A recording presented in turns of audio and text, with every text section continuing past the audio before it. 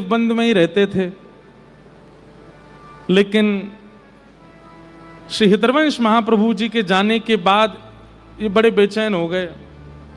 इन्होंने कहा कि भाई हमारे प्राण हरिवंश जी अब नहीं है जब यहाँ पे, तो हम कैसे रहें, हम भी जाएंगे वृंदावन। विचार कीजिए, घर परिवार संपत्ति सब छोड़ करके वृंदावन आ गए, सबको हाथ जोड़ दिए। घर परिवार के लोगों ने खूब रोका, नहीं रुके, बोले अब अगर मुझे रोका तो मेरे प्राण चले जाएंगे, मेरे प्राण निकल जाएंगे, मैं रह नहीं पाऊंगा, मुझे जाना है वृंदावन। और श्री नाहरमल जी वृंदावन आ गए। वृंदावन आते श्री राधा वल्लभ लाल जी का दर्शन किया, महाप्रसाद पाया। अच्छा, एक बात आपको हम बोल दें, थोड़ा ध्यान से सुनिएगा। हम पहले दिन से चर्चाएं सुनते आ रहे हैं। पहले दिन श्री चैतन्य महाप्रभु की चर्चा सुन रहे थे, फिर उसके बाद हम लोग अब हितवंश महाप्रभु की चर्चा सुन रहे हैं। कल से स्वामी श्री हरदास जी की चर्चा सुनेंगे। इन चर्चाओं में कई लोगों के मन में ये संशय आ सकता है, बोले ठाकुर जी के दर्शन से ऐसा कुछ प्रभाव नहीं हो रहा, महापुरुषों के दर्शन से वो हिल रहे हैं, उनके नेत्रों से आंसू आ रहे हैं, कंपायमान हो रहा है। बोले कहीं ना कहीं आप आचार्यों के दर्शन को इतना प्रधान क्यों बता रहे हो? भैया एक बात ध्यान से सुनना, अटपटी नहीं लगेगी बात, और लग रही है तो गलत है। ठाकुर जी जो है ना वो अचल ठाकुर जी हैं, और आचार्य जो हैं वो सचल ठाकुर जी हैं, तो चलते फिरते ठाकुर जी। श्री बिहारी जी तो अचल निकुंज में विराजमान है, पर स्वामी श्री हरदास जी तो चलते फिरते बिहारी जी हैं, इसलिए उनकी उपस्थिति परिणाम कर देती है जीवात्मा पर। ये महापुरुष विराजमान है, ये महापुरुष विराजमान है, ये सब संत जन जो विराजमान है, ये चलते फिरते ठाकुर जी हैं, ये चलते फिरते लाल जी हैं। हमारे श्री हरिराम व्यास जी का एक पद है, और व्यास जी की चर्चा आवेगी तो सुनाएंगे। व्यास जी कहते हैं कि भैया कोई भी व्यक्ति से मिलो, वो तो कहते हैं किसी भी वैष्णव से मिलो, उसमें दोष मत देखो।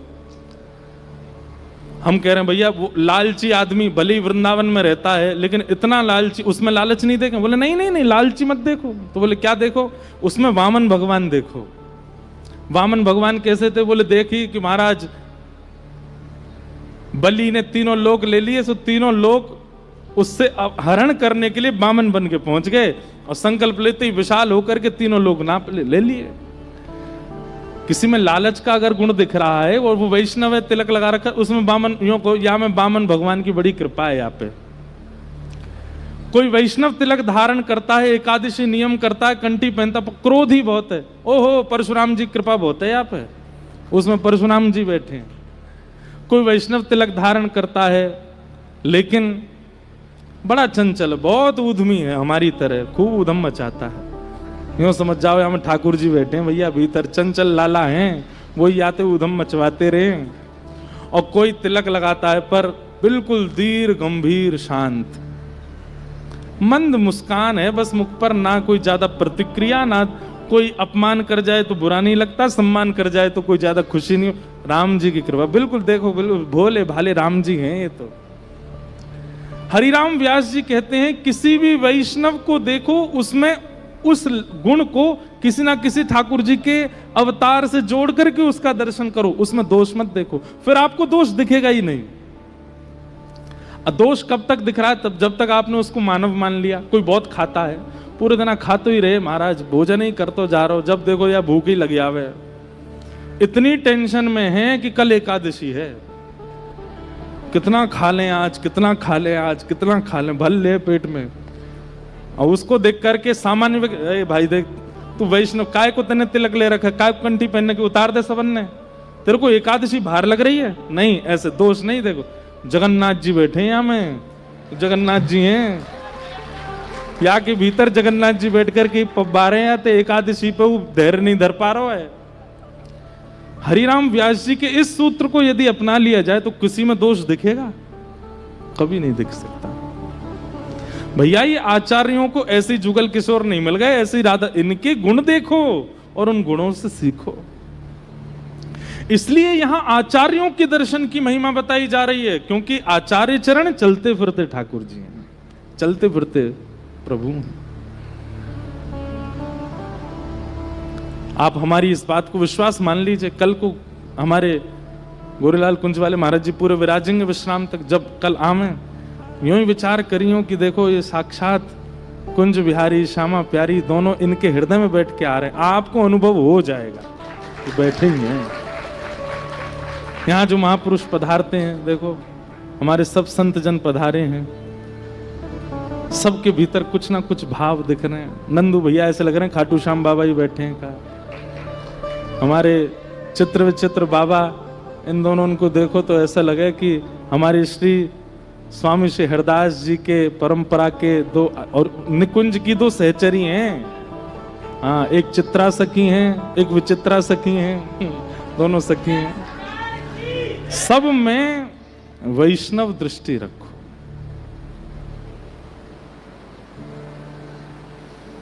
और कोई भाव नहीं। तो इसलिए आचार्य दर्शनों की महिमा यहां सुन रहे हैं।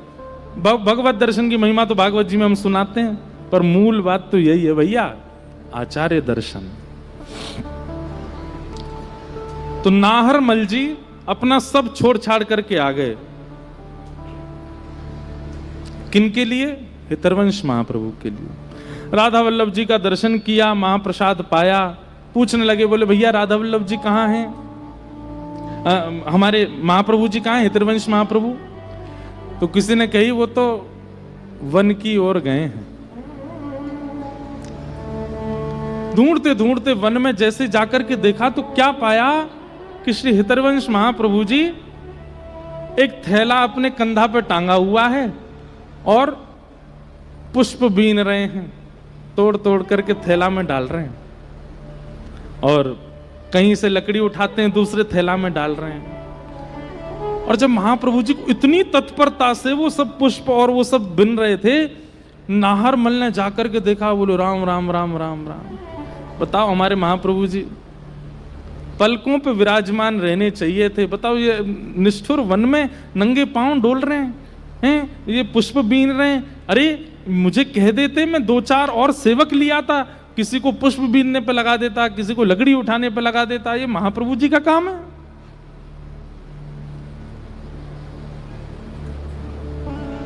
नाहरमल सामने गया हाथ जोड़ करके, महाप्रभु जी अरे अरे नाहरमल तू आयो भैया, कब आयो देव बनते? बोले आपके दर्शन के बिना रह नहीं पाया, सब छोड़ छाड़ के आ गया।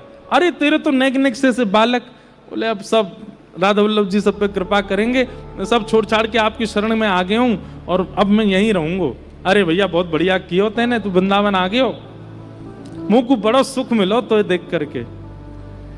लेकिन नारमूल बोलो मुझे सुख नहीं मिला आपको देख के। ऐसा काय को बोले भैया?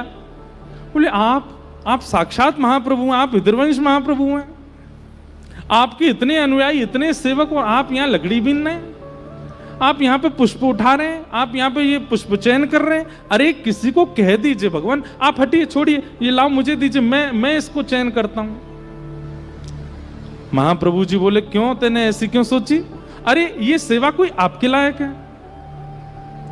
ये सुनते ही महाप्रभु जी के नेत्र ताम्रवर्ण हो गए, लाल पड़ गए और चिल्ला करके बोले अरे नाहरमल, तू श्री जी की सेवा में ऊंच नीच करे हैं? जो श्रृंगार करे, जो आरती करे वही प्रधान है, और जो बेचारों लकड़ी बीने और जो पुष्प चयन करके जाए बाकी कोई योग्यता नहीं है। अरे तेने कैसे सोच ले कि ये सेवा छोटी है, ये सेवा ओछी है, वही सेवा बड़ी है जो भीतर गर्भगृह में होवे? तेने कैसे विचार कियो या काम को? अरे ये लकड़ी बीन करके जामेंगे, ये लकड़ी जाकर के चूल्हे में जाकर के जलेंगी, वहां पे पतीलो धरो जाएगा, घी डालेंगे, दाल पकेगी और बढ़िया सुंदर दाल सिद्ध है करके श्री प्रिया प्रियतम के अधर को स्पर्श करेगी। तू या लकड़ी को ओछो समझ के या को तू अपकार कर रहा है? अरे ये यानी जन्म काय को लियो? लकड़ी के ऊपर महिमा करने लगे महाप्रभु जी। बोले जन्म लेकर के प्रगट भई, फिर याकू कोई ने काट दियो, काट करके याकू हम बीन करके ले गए चूल्हे में जाकर के प्रिया जी के और श्री जी के मुख पर अधर पर विराजे वाले भोग प्रसाद को सिद्ध करने के लिए अपने प्राण त्याग रही है, और तू या के काजे कह रहे हो ये ऊंची सेवा?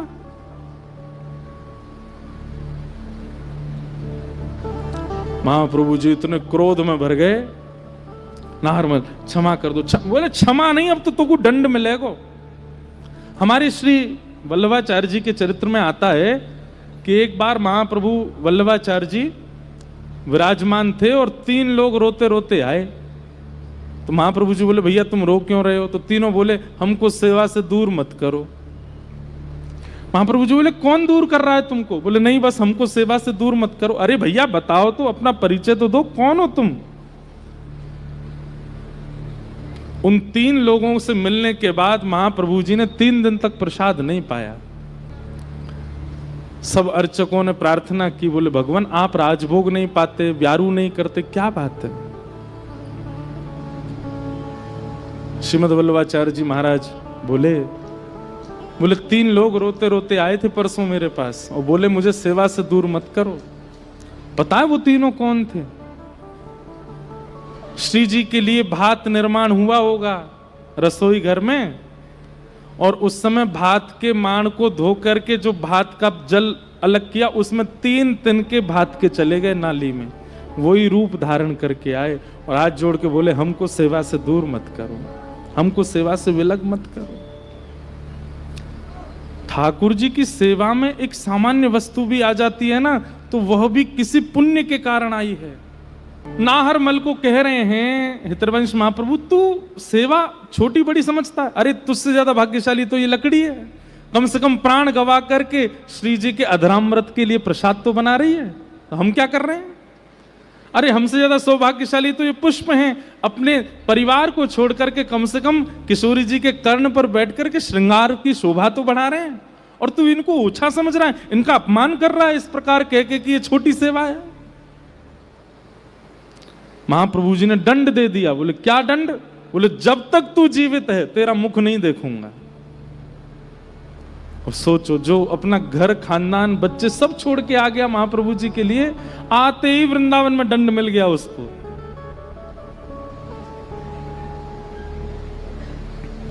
सबको कह दिया नाहर मल अगर आवे मेरे सामने तो मेरी दृष्टि नहीं पड़नी चाहिए उस पर, दूर कर देना उसको।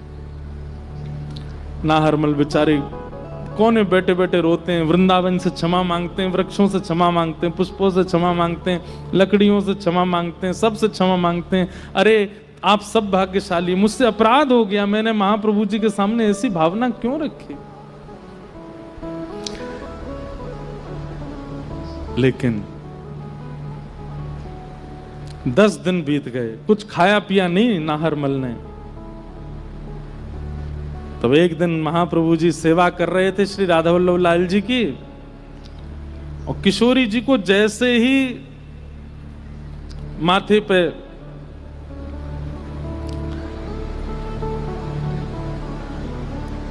पुष्प धारण करावे, चुनरी धारण करावे, तो कभी तो चुनरी नीचे उतर जाए, कभी पुष्प नीचे गिर जाए, कभी माला उतर के गिर जाए, कभी नतबेसर गिर जाए।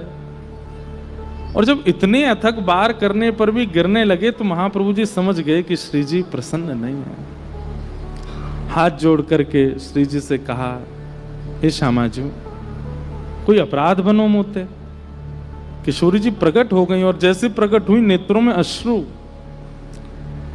और बोली इतनी कठोरता अच्छी नहीं महाप्रभु जी, नाहरमल ने अपराध कियो जाने पर वो अबोध है, आप उसको क्षमा कर दो। महाप्रभु जी बोले अरे क्षमा कर दूं, मैं तो आपसे भी यही कहूंगा आप भी गुस्सा करो उस पर, उसने आपकी सेवा को ओछा कैसे माना? और श्री जी क्षमा करियो, आपको स्वभाव तो बड़ो निर्मल है, सहज स्वभाव पर नवल किशोरी जी को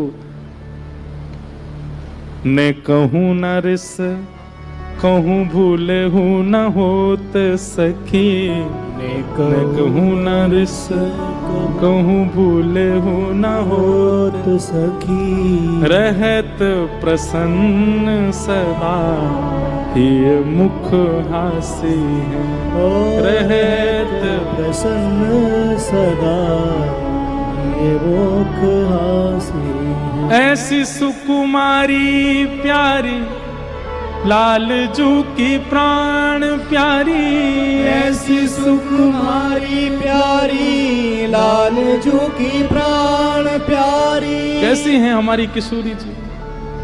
प्रकट होकर के श्री हितरवंश जी से कह रही हैं कि आप उसको क्षमा कर दो, इतना क्रोध अच्छा नहीं। महाप्रभु जी बोले श्री जी देखो मेरे अंतरंग भाव को आप समझो। अगर मैं गुस्सा नहीं करूंगा तो ये बाकी सब भी आपकी सेवा को ऊपर नीचे करेंगे, कोई सेवा बड़ी कोई सेवा छोटी ऐसा मानेंगे, या हमारी ये मेरो करना आवश्यक है। श्री जी बोली अब है गयो, अब जाओ और जाकर के नाहर मल को स्वीकार करो, ये मेरी आज्ञा है, मेरी प्रसन्नता के लिए करो। महाप्रभु जी बोले अब जाकू आप स्वीकार कर ले, वाकू कौन छोड़ सके हैं, जहां पे आपने दृष्टि डाल ली। वास्तव में बंधु एक बात बताएं आपको, अंतरंग बात, क्रोधापि देवेन वरेण तुल्यम, हमारे शास्त्र कहते हैं कि बड़ों का क्रोध वरदान के समान।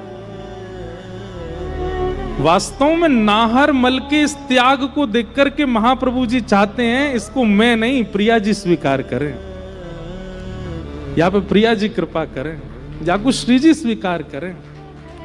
इसलिए ये पूरा नाटक किया महाप्रभु जी ने, क्रोध करने का, ना देखने का, 10 दिन तक उसको दृष्टि से दूर, क्योंकि वे चाह रहे हैं। सब आकर के महाप्रभु जी से कहते हैं ऐसे मत करो ना, नाहरमल सब छोड़ो, तो भी देखना बंद कर दूंगा अगर तू बाकी सिफारिश लेके आवेगो तो। इतना क्रोध महाप्रभु जी, अरे भाई वो आचार्य चरण, उनको क्रोध नहीं आता। ये तो गुरुजनों के तरीके होते हैं ठाकुर जी से, ठाकुर जी स्वीकार करवाने के, ठाकुर जी स्वीकार करें वाकु। कईयों ने आकर के महाप्रभु जी से कहा नाहरमल की इतनी गलती नहीं है, आप क्षमा कर दो, हम समझा देंगे, आज से नहीं करेगा। बोले रुक जा, तेरे लिए यहाँ भी यही नियम बनाऊंगा, तो को भी नहीं देखूंगा मैं। अरे नहीं नहीं नहीं नहीं नहीं, आप रहो, गुस्सा ही रहो। महाप्रभु जी प्रतीक्षा कर रहे हैं, जा दिन श्री जी कहेंगी स्वीकार करो, मतलब श्री जी मां को अंगीकार करेंगी तब मुंह को सुख मिले। मैं चाहूं कि नाहरमल के या त्याग को फल ये मिले कि मैं नहीं, श्री जी स्वीकार करें। और आज जब श्री जी ने स्वीकार किया है, वह के बाद भी महाप्रभु जी बार बार कह रहे हैं नहीं श्री जी मैं नहीं कर, नहीं नहीं श्री जी प्रकट है, कहीं हाथ पकड़ लियो। बोले आप यदि मुकु को मानो तो जाओ, नाहरमल को स्वीकार करो। और ये सुनते ही तो महाप्रभु जी दौड़े नाहरमल के पास। नाहरमल ने जैसे ही देखा महाप्रभु जी आ रहे हैं तो छुप गया, क्योंकि नियम है कि मैं दिखूं ना।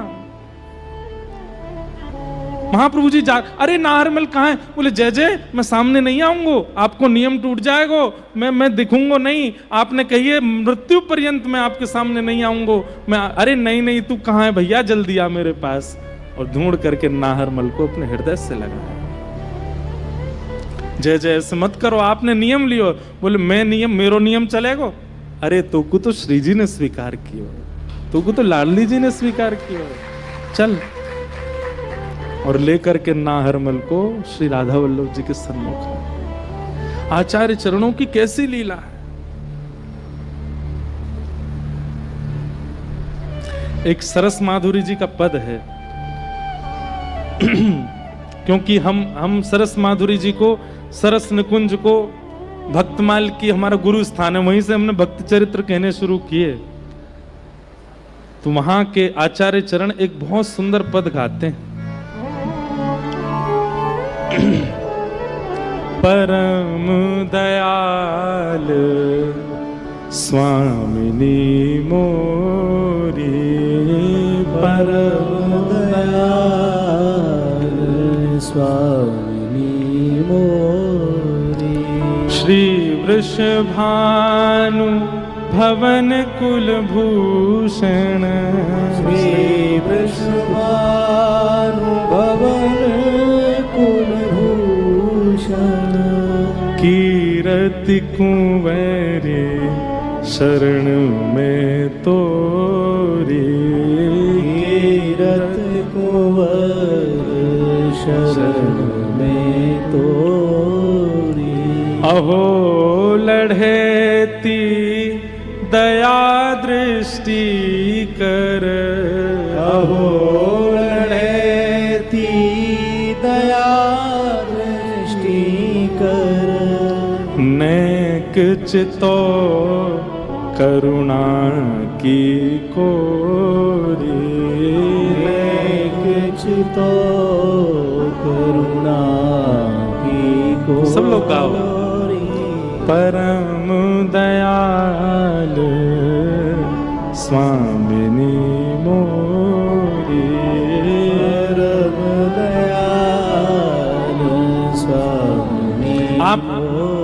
हरिवंशी हो और कभी आचार्य अपराध बन जाए और आपके आचार्य चरण आपसे नाराज हो जाएं, श्री जी को प्रार्थना करिए।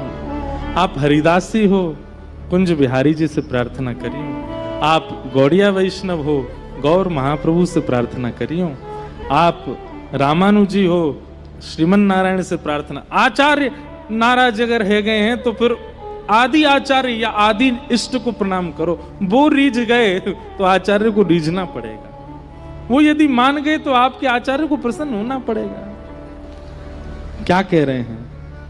गुण निधान प्यारी प्रियतम की, गुण निधान प्यारी प्रीतम की, परम प्रवीण तो अति भोरे, परम प्रवीण तो अति भोरे। रहूं हजूर राबरी निस दिन, रहूं हजूर राबरी निस दिन, सेवा करूं निकुंजन ठोरी, सेवा करूं निकुंज की को। हे गाऊं गुण तोरे, हुलस हुलस गाऊं गुण तोरे। हुलस हुलस, हुलस मतलब नेत्र से नीर प्रवाह करते हुए भावावेश में आपके गुण गाऊं। हुलस, और इसका एक और अर्थ है क्या?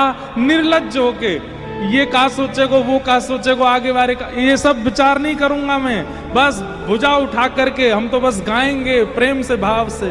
हुलस हुलस गाऊं गुण तोरे, हुलस हुलस गाऊं गुण तोरे। निरखूं युगल भावती जोरी, निरखूं युगल भावती जोरी। परम दयाल स्वामिनी मोरी, परम दयाल स्वामी मोरी। रूप रसामृत पाए मगन मन, रूप रसामृत पाए मगन। और छकी रहूं या रस में बोरी, छकी रहूं या रस में बोरी। दुलराऊं दिन दुल्ह दुल्हनिया, दुलराऊं दिन दुल्हन दुल्हनिया। जीवन प्राण किशोर किशोरी, जीवन प्राण किशोर किशोरी। जीवन प्राण किशोर किशोरी, जीवन प्राण किशोर किशोर। लाख लाख अभिलाषाएं आपसे केवल यही है। क्या? सरस माधुरी दरस विकारिणी, सरस माधुरी दरस भिखारी। सरस माधुरी दरस भिकारिन, सरस